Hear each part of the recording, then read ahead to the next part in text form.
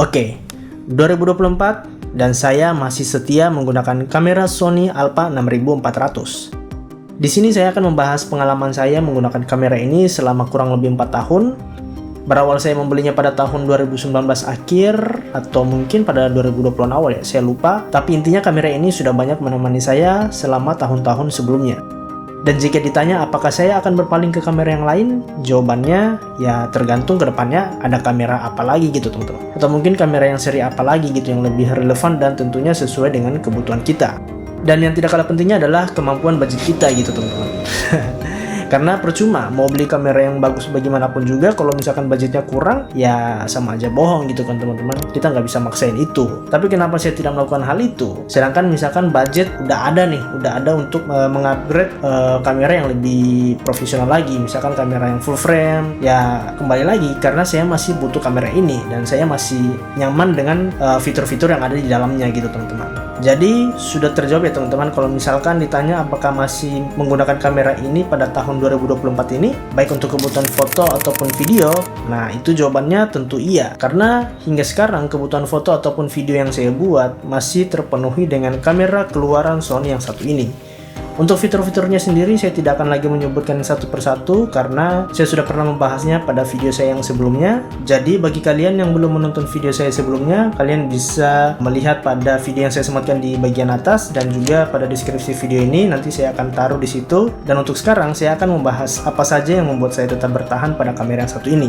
Pertama, basic saya adalah seorang videographer dan juga sering membuat konten menggunakan kamera ini. Jujur, salah satu fitur yang saya sukai adalah autofocus yang cepat. Autofokusnya bisa langsung mendeteksi mata manusia ataupun muka manusia ataupun hewan, dan fitur itu masih sangat saya butuhkan untuk penggunaan yang sekarang ini gitu teman-teman. Misalkan ketika merekam objek yang sedang bergerak atau mungkin dalam satu frame terdapat beberapa objek dengan ciri khas yang sama, entah itu wajah manusia ataupun hewan, maka kamera ini bisa dengan cepat menentukan fokusnya dan kalian juga bisa menentukan fokus pada objek yang lain dengan tracking fokus sehingga fokusnya akan terkunci pada satu objek tersebut gitu teman-teman. Atau misalkan dalam situasi yang mengharuskan kita untuk melakukan perekaman gambar secara cepat, ya kalian tinggal aktifin aja autofokusnya. Terus kalian juga bisa menentukan wajah ataupun objek mana yang ingin kalian buat fokus gitu teman-teman, hanya dengan menyentuh pada bagian layarnya, karena layar jenis kamera yang ini itu sudah touchscreen gitu teman-teman. Ya walaupun touchscreennya hanya diperuntukkan untuk tracking fokus dan juga ngezoom hasil jepretan kalian. Dan berbicara soal touchscreennya, kamera ini sebenarnya masih sangat disayangkan ya, karena beberapa brand kamera yang layarnya sudah bisa touchscreen malah penggunaannya bisa lebih dari itu. Misalkan saja Canon yang bahkan kita bisa melakukan settingan kamera hanya dengan touchscreennya. Jadi tidak perlu lagi mencet-mencet tombol seperti tombol settingan di kamera ini gitu teman-teman. Tapi ya kembali lagi, selama itu belum menjadi hal yang utama bagi saya dalam pembelian kamera ini, ya tidak masalah begitu teman-teman. Terus yang kedua adalah kamera ini juga sudah dibekali dengan picture profile yang cukup beragam, yaitu S-Log 2, S-Log 3, Cine 4 dan sebagainya. Jadi jika kalian ingin melakukan clear grading di post pro, ya kalian bisa memilih flat picture yang sudah disediakan di dalam kamera ini. Tapi walaupun begitu, mengingat kamera ini masih 8 bit dan berdasarkan pengalaman saya pribadi ketika menggunakan S-Log, terutama S-Log 3, maka gambarnya terdapat noise yang tentunya sangat mengganggu, apalagi pengambilan gambarnya itu di tempat-tempat yang minim cahaya ya teman-teman. Dan ketika saya menggunakan S-Log 2, itu gambarnya lebih jernih dibandingkan menggunakan S-Log 3. Jadi biasanya ketika saya ingin menggunakan flat profile, saya lebih memilih S-Log 2. Atau kalian kalau misalkan hanya ingin sedikit memberikan sentuhan pada warna, saya biasanya itu menggunakan Cine 4. Jadi Cine 4 itu gambarnya hanya sedikit pudar dibandingkan menggunakan S-Log yang mana benar-benar flat gitu teman-teman, benar-benar pudar gitu. Terus untuk warnanya yang dihasilkan oleh kamera ini sebenarnya menurut saya pribadi itu udah lebih natural ya teman-teman. Jadi tanpa menggunakan S-Log pun, cukup dengan menggunakan auto saja warnanya itu sudah lebih bagus dan sudah cukup menurut saya ketika misalkan hanya membuat video-video yang seperti video dokumentasi, video kegiatan atau mungkin konten-konten yang durasinya pendek, dan ya warna yang dihasilkan juga itu sudah enak gitu teman-teman. Untuk fisik, selama saya menggunakan kamera ini itu masih aman-aman aja, masih awet. Asal kalian bisa merawatnya dengan baik, misalkan simpan pada tempat yang tidak lembab dan suhu ruangannya juga terjaga. Lalu setelah menggunakan kameranya juga kalian perlu memperhatikan bagian kaca sensornya atau mungkin kaca pada lensa kalian gitu teman-teman. Karena biasanya kalau misalkan kalian tinggalkan begitu aja, makin lama nggak dibersihin, itu bisa menimbulkan fogging atau berjamur dan tentunya akan sangat mengganggu hasil daripada jepretan kalian, foto ataupun video yang kalian rekam. Hasilnya udah buruk, performanya udah berkurang. Jadi saran saya, kalian misalkan udah punya kamera ini, kalian bisa lebih membersihkannya gitu teman-teman. Jadi intinya dirawat gitu ya teman-teman. Kalau misalkan kalian punya tempat penyimpanan seperti dry box kabin yang settingan suhunya bisa diatur, ya itu lebih bagus lagi. Tapi kalau misalkan nggak ada, itu cukup dry box yang kotakan-kotakan itu udah cukup. Tinggal ditambahin silika gel mungkin untuk menjaga biar nggak berjamur gitu, biar lebih kering, nggak lembab gitu tepatnya gitu teman-teman. Dan kamera ini selama saya menggunakannya 4 tahun, saya sudah pernah melakukan servis sekali, yaitu pada bagian tombol on off-nya. Ya walaupun tombol ini sudah diubah ke posisi off, tapi tetap itu nggak bisa mati kameranya gitu teman-teman.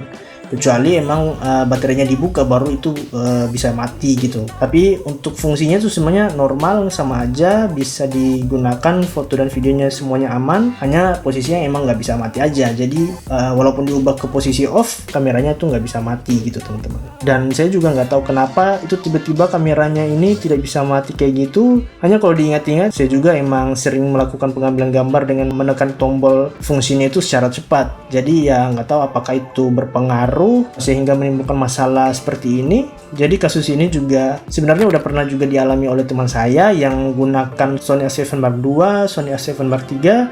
Teman-teman saya yang menggunakan kamera itu juga kendalanya sama gitu. Bahkan teman saya yang menggunakan Sony A7 Mark II, dia udah 2 kali servis.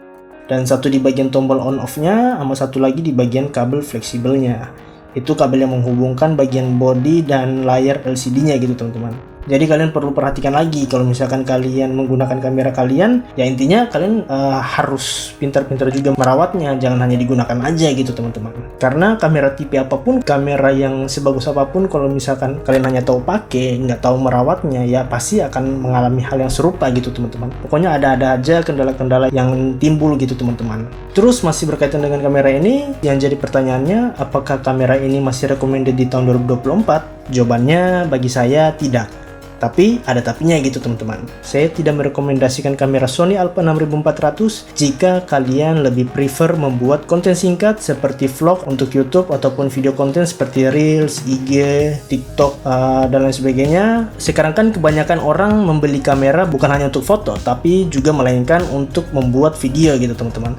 Dan kebanyakan sekarang ini kan video yang diupload di media sosial ya, seperti tadi buat Reels, buat IG Story, dan lain sebagainya. Kalau untuk kebutuhan-kebutuhan itu, saya lebih merekomendasikan Sony ZV-E10 dan harganya tuh sedikit lebih murah dibandingkan Sony Alpha 6400 dan ukurannya lebih kecil dan lebih ringan untuk digenggam, jadi lebih nyaman jika dibawa untuk vlog dan lebih lebih ringkas aja gitu teman-teman. Dan Sony ZV-E10 ini memang didesain untuk para vlogger ataupun content creator yang tidak ingin ribet sebenarnya ya, karena kameranya juga sudah bisa flip out dan flipnya itu di samping, beda dengan kamera yang ini. Kalau misalkan Sony Alpha 6400 kan flipnya di atas, kalau ZV-E10 itu flipnya di samping dan lebih lebih nampak gitu. Kalau kamera Sony Alpha 6400 emang juga didesain untuk vlogger, bisa di flip ke atas, tapi untuk penampakannya tuh lebih kayak ada yang kehalang gitu di bagian viewfindernya gitu teman-teman.